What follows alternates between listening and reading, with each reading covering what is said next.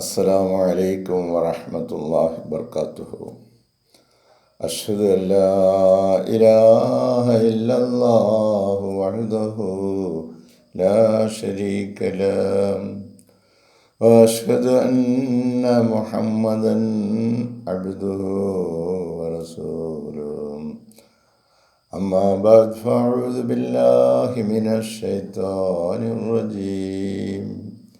بسم الله الرحمن الرحيم.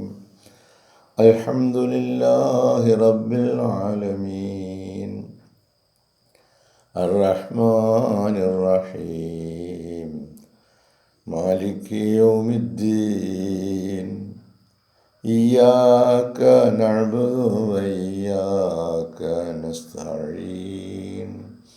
اهدنا الصراط المستقيم صراط الذين أنعمت عليهم غير المغضوب عليهم ولا الضالين.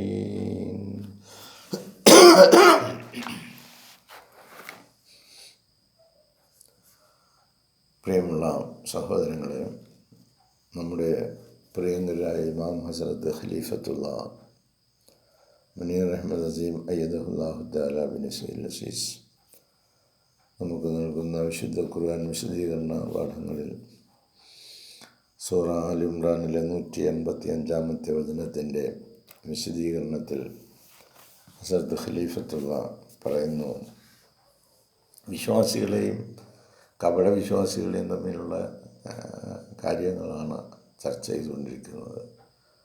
മാനവകുലത്തിൽ ഈ 2-3 വിഭാഗം ആളുകൾ നമ്മളും അറിയാതെ അതിലേതിലാണ് പെട്ടുഴലുന്നതെന്നറിയാത്ത ജീവിതത്തിൽ അത് തിരിച്ചറിയുവാനുള്ള മാർഗരേഖകളാണ് വിശുദ്ധ ഖുർആൻ നമ്മുടെ മുമ്പാകെ തുറന്നു വയ്ക്കുന്നത്. ഹസ്രത്ത് ഖലീഫത്തുള്ള പറയുന്നു, Indeed, the believers are always given respite and peace of mind even though the hardest of trials.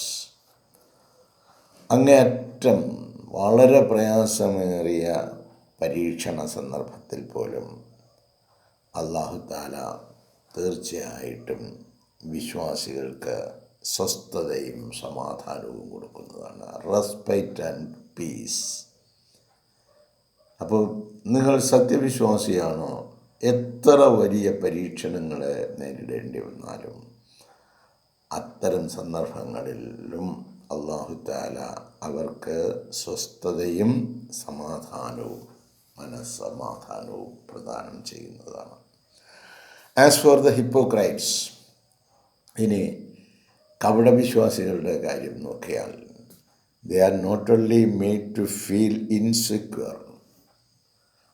അവരുടെ കാര്യം പരിശോധിക്കുകയാണെങ്കിൽ, they are not only made to feel insecure.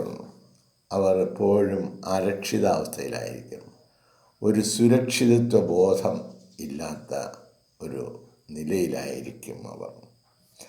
Through the cowardice they show. കാരണം അവർ ഭീരുക്കളാണ്. അവർ കാണിക്കുന്ന ഭീരുത്വമാണ് അവർക്ക് ഈ ഇൻസെക്യൂരിറ്റി, അവർക്കൊരു സുരക്ഷിതത്വമില്ലായ്മ തോന്നാനുള്ള കാരണം. ഉറച്ച് ഉള്ള ഒരു നിൽപ്പില്ല, അവർക്ക് ഭയമാണ്. ജീവിതത്തിലൊരു സ്റ്റാൻഡില്ല, എങ്ങോട്ട് വേണമെങ്കിലും അവർ ചായും. ആ നിലയിലുള്ള ഇങ്ങനെ ഇൻസെക്യൂരിറ്റി, അവർക്കൊരു സുരക്ഷിതത്വം ഇല്ലാതെ വരാനുള്ള കാരണമെന്ന് പറയുന്നത് ദ കോവർഡൈസ് ദേ ഷോ, അവർ പ്രകടിപ്പിക്കുന്ന ഭീരുത്വമാണ്. But they are ignored and chastised by Allah. അത് എന്താണ് അങ്ങനെ വരുന്നത്? അവരെ അല്ലാഹു തആല അവഗണിച്ച് കളഞ്ഞു, അവരെ ശിക്ഷിക്കുകയാണ്.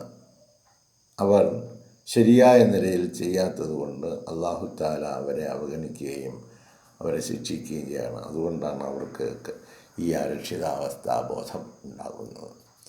Indeed, Allah loathes the hypocrites. തീർച്ചയായിട്ടും അല്ലാഹു തആല ലോത്സ് ദ ഹിപ്പോക്രൈറ്റ്സ്, കപടവിശ്വാസികളെ വെറുക്കുന്നു, അറപ്പ് തോന്നുന്നു അവരെ കാണുമ്പോൾ. Who condemn Allah and his prophets. അവർ അള്ളാഹുവിനെയും അവൻ്റെ ദൂതനെയും ആക്ഷേപിക്കുന്നവരാണ്. And take their own words. എന്നിട്ട് അവർ, ഈ കപടന്മാർ, അവരവരുടെ വാക്കിലാണ് മുറുകെ പിടിക്കുന്നത്. As Sacred. അവർ പറയുന്ന കാര്യങ്ങളാണ് ശരി എന്ന് പറഞ്ഞുകൊണ്ടായിരിക്കും അവർ. And as a must follow code. അങ്ങനെ തന്നെ തുടരണം എന്ന നിലയിൽ അവർ അവരുടേതായ ഒരു പ്രവർത്തന രേഖ, മാർഗരേഖ സൃഷ്ടിക്കും. അപ്പോൾ ഉഹദ് യുദ്ധമൊക്കെ ഉണ്ടാകുന്ന സമയത്ത് എല്ലാവരും കൂടെ കൂടി ആലോചിച്ച് തീരുമാനിച്ചതിന് ശേഷം വഴിമധ്യേ തിരിഞ്ഞു പോകുന്നവർ, അവിടെ വെച്ച് തന്നെ പിന്തിരിഞ്ഞു പോയവർ, യുദ്ധകളത്തിൽ വെച്ച് പിന്തിരിഞ്ഞു പോയവർ, ഇതൊക്കെ നമ്മൾ കാണുന്നുണ്ട്.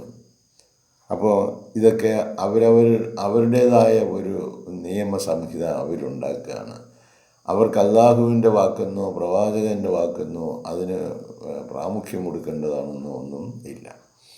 Therefore, the battle of Uhud, അതുകൊണ്ട് തന്നെ ഉഹുദ് യുദ്ധം, ദ ഹിപ്പോക്രൈറ്റ്സ്, അതിൽ പങ്കെടുത്ത കപടവിശ്വാസികളെ ക്ലാസിഫൈഡ് ഇൻ ടു 3 ഗ്രൂപ്പ്സ്, 3 ഗ്രൂപ്പുകളായിട്ട് നമുക്ക് തിരിക്കാവുന്നതാണ്.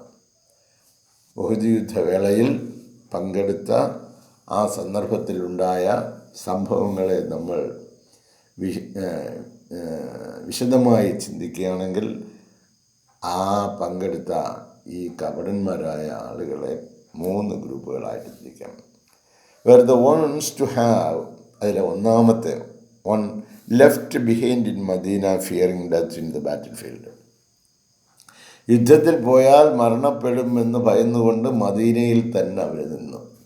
അവർ യുദ്ധത്തിനൊന്നും പോയില്ല. ഞങ്ങൾ കൂടെ ഉണ്ട് എന്നൊക്കെ പറഞ്ഞ് അവർ ചില ഒഴിവുകളൊക്കെ പറഞ്ഞ് അവർ മദീനയിൽ തന്നെ നിന്നു. അത് ഒരു വിഭാഗം കപടവിശ്വാസികൾ. 2, abandon the army of Muslims en route for the battle of Uhud. Uhud യുദ്ധത്തിലേക്ക് പോകുന്ന വഴി അവർക്ക് നേരിടേണ്ടി വന്ന ചില കാലുകഴപ്പ്, കൈകഴപ്പ്, ബുദ്ധിമുട്ടൊക്കെ ഉണ്ടല്ലോ നടന്നു പോകാൻ. ചെറിയ കഴുതപ്പുറത്തോ കുതിരപ്പുറത്തോ ഒക്കെ ഉള്ളവർക്ക് ഉണ്ടെങ്കിൽ അങ്ങനെ പറ്റും. പക്ഷേ ഉഹദ് യുദ്ധത്തിലേക്ക് പോകുന്ന റൂട്ടിൽ വെച്ച് വഴിമധ്യേ പിന്തിരിഞ്ഞു പോയി ഒരു വിഭാഗം. അത് 2ാം വിഭാഗം കപടന്മാർ.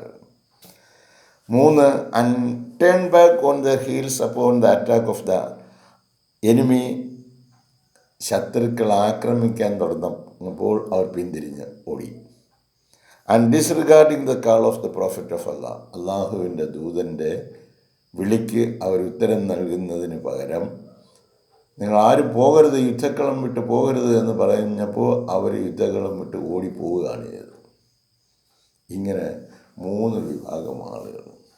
അപ്പം നമുക്കും എന്തെങ്കിലും ഒരു കാളിങ്, ദീനിൻ്റെ കാര്യത്തിലേക്കുള്ള ഒരു ക്ഷണം വരുമ്പോൾ നമ്മൾ ആലോചിച്ച് നോക്കണം, നമ്മൾ ഈ 3 കാറ്റഗറിയിൽ ഏതെങ്കിലും ഒരു കാറ്റഗറിയിൽ പെടുന്നുണ്ടോ?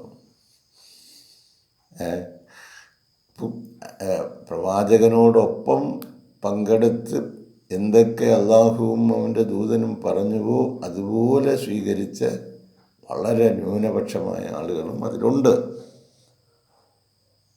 ഇതിലൊന്നും പങ്കെടുക്കാതെ നിൽക്കുന്ന ആളുകളും ഉണ്ട്.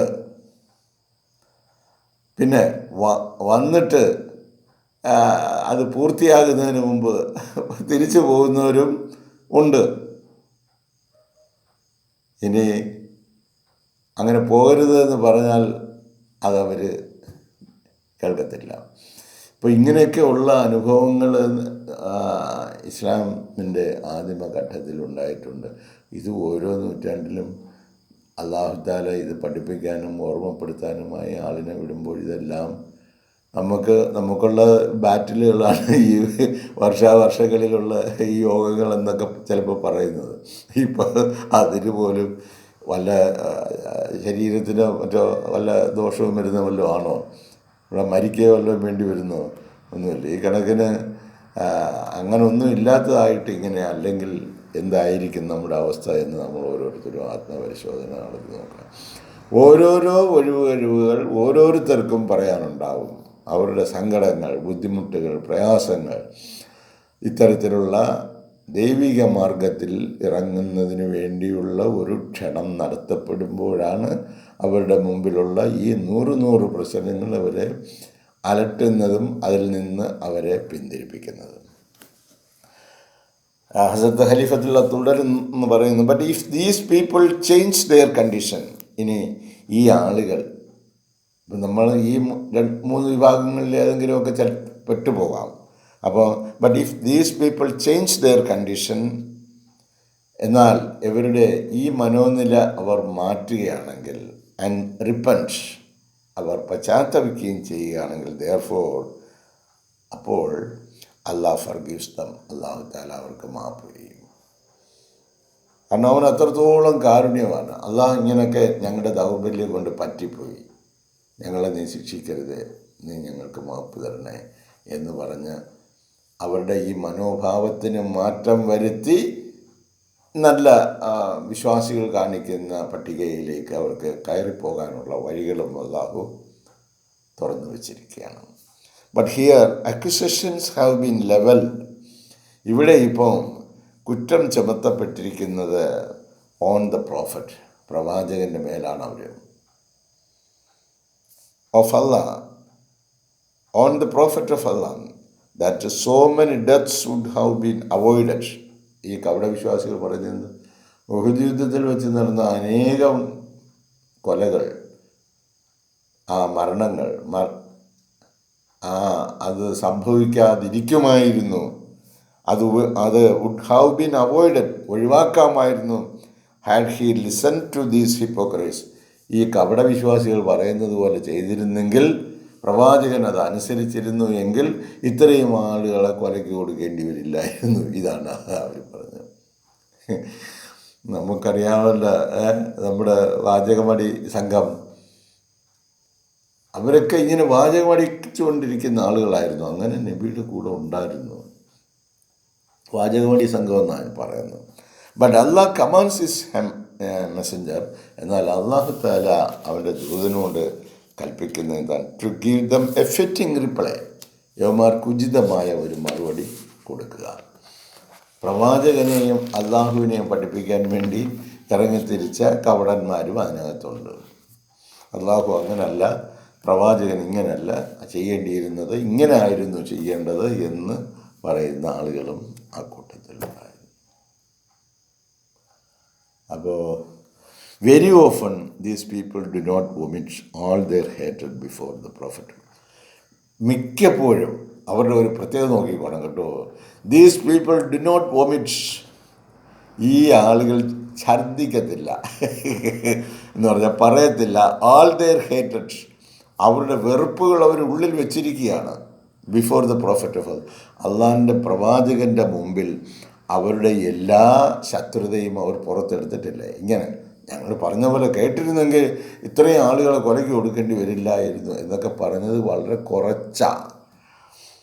ഇതിനേക്കാൾ ഒരുപാട് ശത്രുത അവരുടെ ഉള്ളിൽ ഒതുക്കി വെച്ചിരിക്കുകയാണ്. But conceal a major part of it in their hearts, അവരുടെ ഹൃദയങ്ങളിൽ അത് മറച്ചു വെച്ചിരിക്കുകയാണ്. But they do not realise, എന്നാൽ ഈ കപടവിശ്വാസികൾ അവരപ്പോഴും തല ഉയർത്തിയാണ് നിന്നുകൊണ്ടാണ് ഈ കാര്യങ്ങളൊക്കെ പറയുന്നത്. അള്ളാഹ് പറഞ്ഞതോ റസൂലുള്ള പറഞ്ഞതോ ആയിട്ടുള്ള ഒരു പ്രവൃത്തിയും അവർ ചെയ്യത്തില്ല. അവരുടേതായ ഒരു ദീൻ നടപ്പിലാക്കാനാണ് അവരുടെ ശ്രമം. But they do not realise, എന്നാൽ അവർ മനസ്സിലാക്കുന്നില്ല, that Allah has the power to disclose their evil thinking to his prophet. ഇവരുടെ ഈ മോശമായ ചിന്തകൾ അത് വെളിപ്പെടുത്തി കൊടുക്കുവാൻ അല്ലാഹു തആലയ്ക്ക് കഴിയും. അവൻ്റെ ദൂതൻ അത് വെളിപ്പെടുത്തി കൊടുക്കാൻ അല്ലാഹുവിന് കഴിയും. വഹി മൂലം അത് നൽകുവാൻ കഴിയും എന്ന കാര്യം ഈ കപടന്മാർക്ക് അറിയില്ല. നിങ്ങളുടെ മനസ്സിലുള്ള കാര്യങ്ങൾ, അതുകൊണ്ടാണ് ചില ദൂതന്മാരിങ്ങനെ നടന്നു പോകുമ്പോൾ 3-4 പേര് ദൂതനുണ്ടെങ്കിൽ കൂടെ ഉണ്ടാവില്ല.